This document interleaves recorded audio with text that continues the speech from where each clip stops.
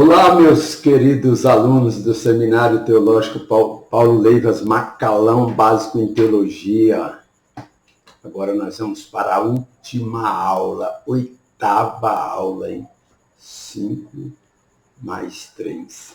Meu Deus do céu! Ficou extenso.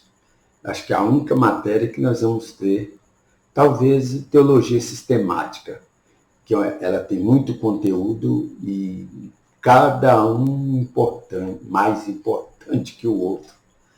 Agora nós vamos estudar aqui nesta última aula, resumindo a matéria escatologia bíblica. É claro que foi de uma forma bem resumida, porque você tem a apostila em suas mãos, mas preste atenção.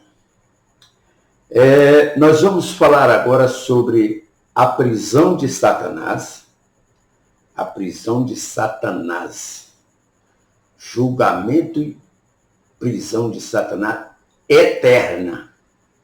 Essa aqui não é aquela antes do milênio. Aquela ele foi por 1000 anos.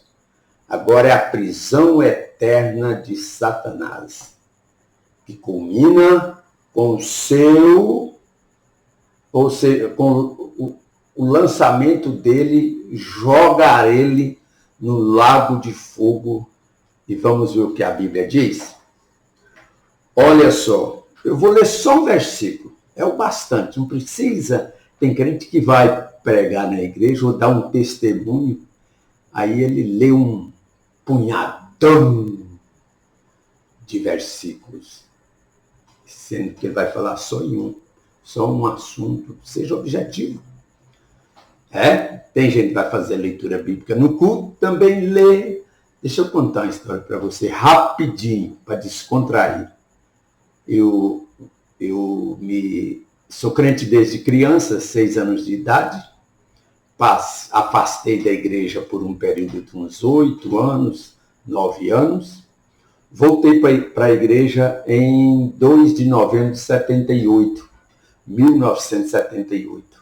Lá em Goiânia, nós toda a vida fomos aqui da região de Palestina. Sou nascido na região de Palestina, que era como é que fala?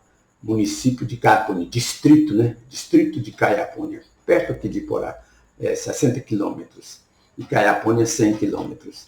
Aí nós convertemos, né, para os idos de 60, 61, precisamente 60. Bom, mas aí depois eu afastei. Quando foi 2 de novembro de 78, eu voltei para a igreja lá em Goiânia. Eu estava morando em Goiânia, tinha todos ido lá para Goiânia para trabalhar. Eu, meus irmãos, nós somos 11 irmãos, éramos 11 irmãos. Agora um já dorme no Senhor. Ou com o Senhor não, porque o Senhor não dorme. É bom aprender isso aí. E preste atenção, rapidinho. Nós tínhamos eu congregava numa sede lá em Vila Nova, na 208, era um trabalho da missão, não era Madureira lá nessa época. E nós fomos para dar apoio a uma congregação lá na Vila Pedroso. E chegou lá, é um bairro que tem em Goiânia, na nossa capital. Quando chega lá, preste atenção, eles deram a oportunidade para um irmão ler a Bíblia. E o irmão ficou demorando e tinha um bêbado lá. Sabe o que o bêbado disse? Você vai ler a Bíblia toda, é? É bom descontrair. Tudo bem, então vamos lá. Versículo 10 do capítulo 20 de Apocalipse diz assim: o diabo, o sedutor deles quem? Está se referindo àqueles que desobedeceram a Deus. O sedutor deles foi lançado para dentro do lago de fogo e enxofre, onde já se encontram. Lembra de eu falar sobre o julgamento das nações? Onde se encontram quem? O falso profeta, ou seja, onde não só a besta, que é o anticristo, como também o falso profeta, e serão atormentados de dia e de noite. Quando? Quanto tempo? Pelos séculos dos séculos. Pronto. Então esse aqui é o julgamento, a prisão, julgamento e prisão eterna de Satanás. Praticamente, é claro, aquela doutrina de salvação universal, que no fim até o diabo é perdoado, Deus perdoa até... Não, isso é antibíblico. Aqui prova que não existe isso. Ok? Então vamos ver. Então agora o mal está extinto, mas tem alguma coisa para Deus resumir, fazer, complementar o mal. Extirpar de vez, estado de consciência, de ações e de consciência. Aqui de ações, agora de consciência. Preste atenção. Vou falar para vocês de 7 julgamentos, rapidinho, porque eu não posso, eu não quero ultrapassar o horário. Os 7 maiores julgamentos. Olha só, preste atenção. Primeiro, julgamento do pecado. Segundo, julgamento do cristão, dos crentes. Terceiro, esse julgamento dos crentes é o julgamento que nós julgamos as pessoas. Isso é abominável às narinas de Deus. Terceiro, julgamento do tribunal de Cristo, que eu falei para vocês, depois, assim que a igreja é arrebatada, ela já passa por esse julgamento, tribunal de Cristo. É dos cristãos, salvo, lá no terceiro céu, que vai morar lá só 7 anos. Preste atenção. Quarto, julgamento de Israel. Quinto, julgamento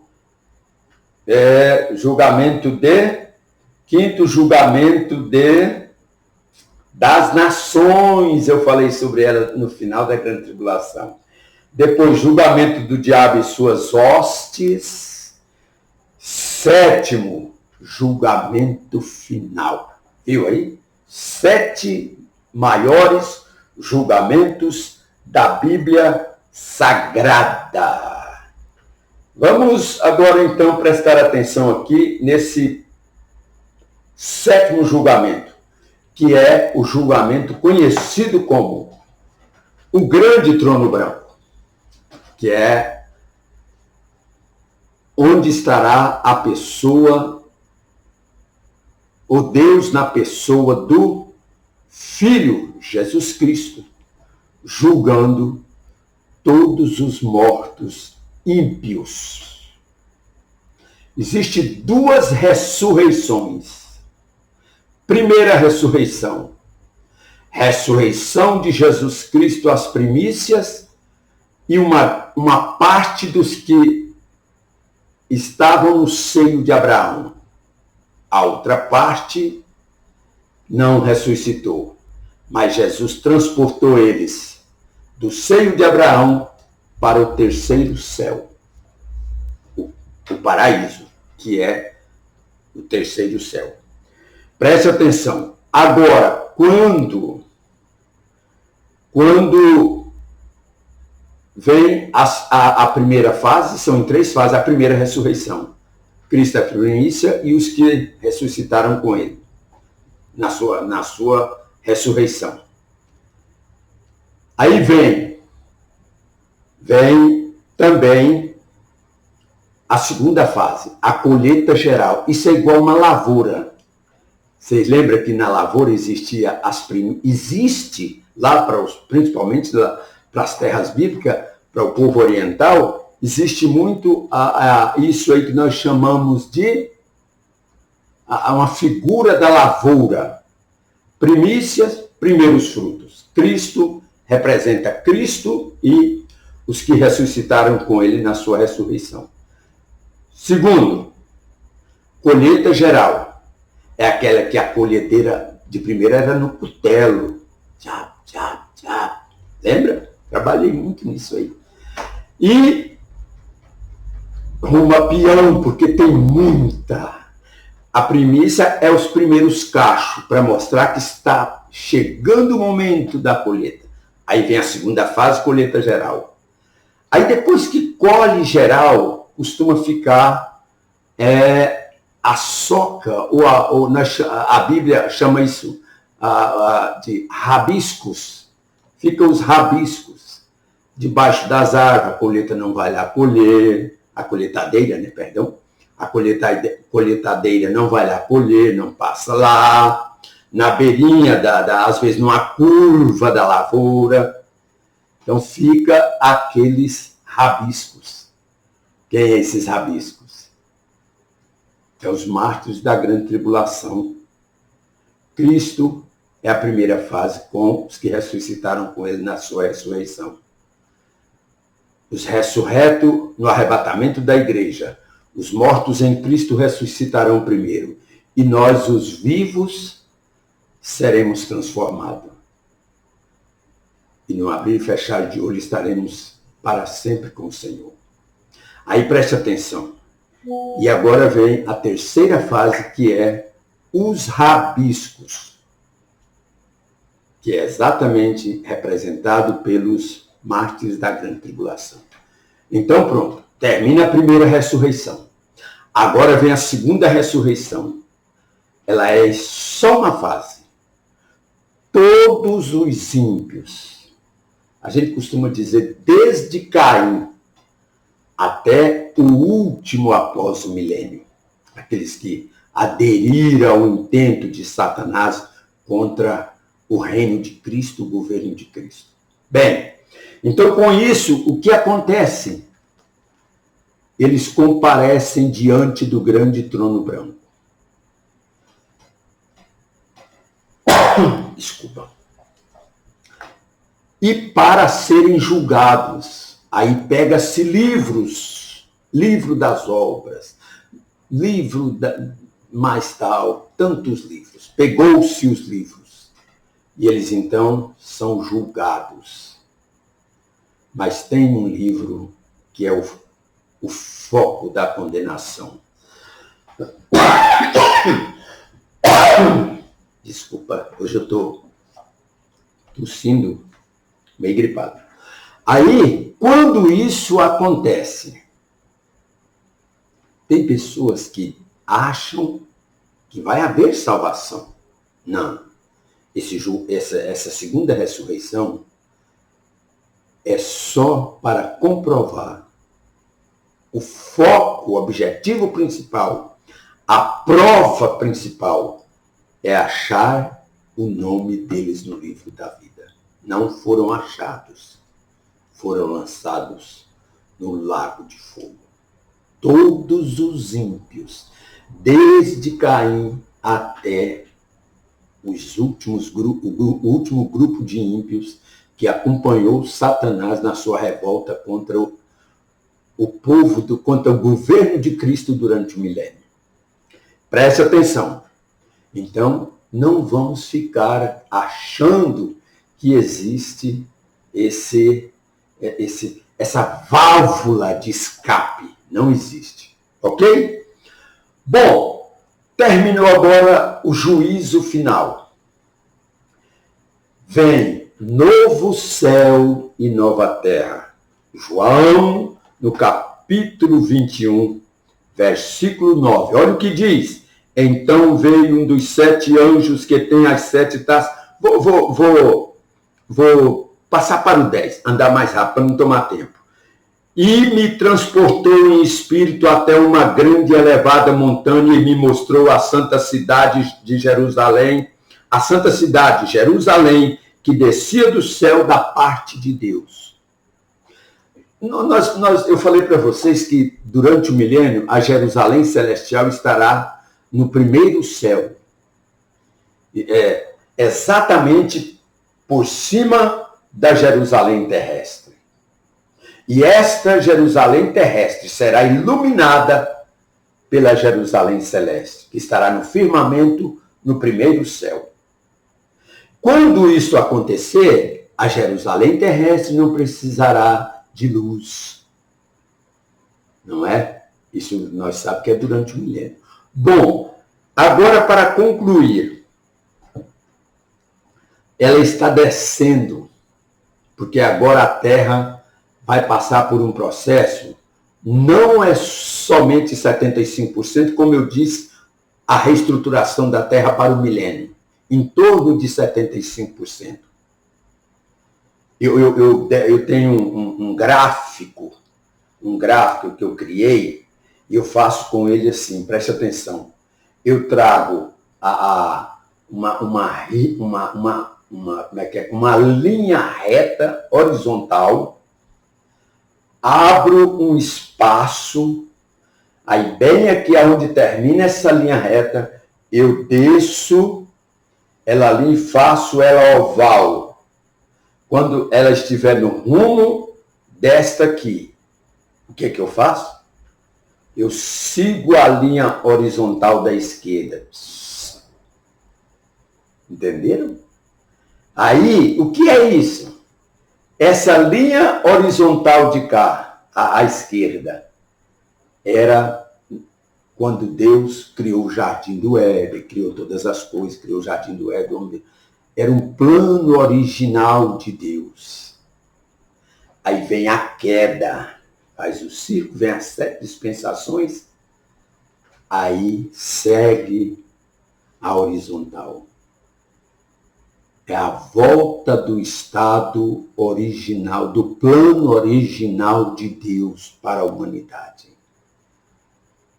Então, aí você está me perguntando, já estou terminando aí, você está me perguntando, Pastor Neres, escuta aqui, e o pessoal do milênio? E a igreja? A igreja está com Cristo, a igreja já conquistou a vitória dela, consumou a vitória dela no arrebatamento da igreja, no seu arrebatamento.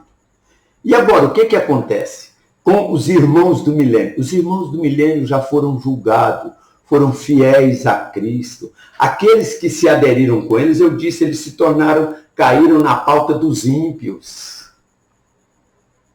Você entendeu? Durante o milênio, vai haver pessoas rebeldes também, vão ter mortes.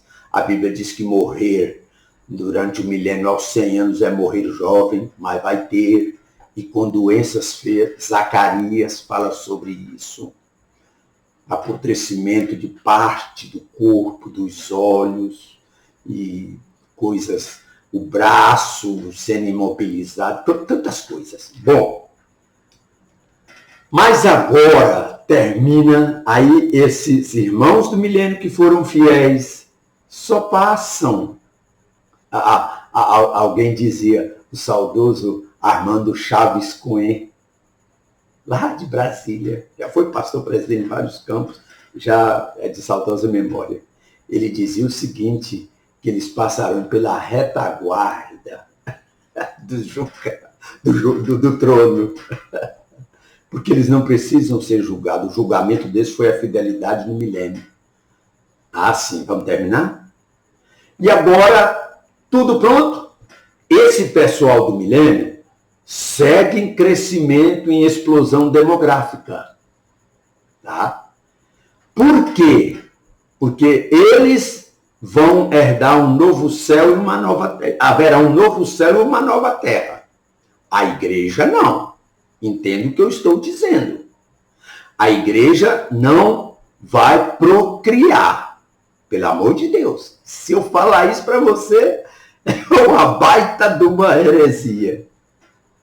Agora, aqueles que vieram do milênio não morreram, estão ativos, vão sim. Com certeza vão procriar, porque o plano de Deus lá no Jardim do Éden era, antes de cair, procriar.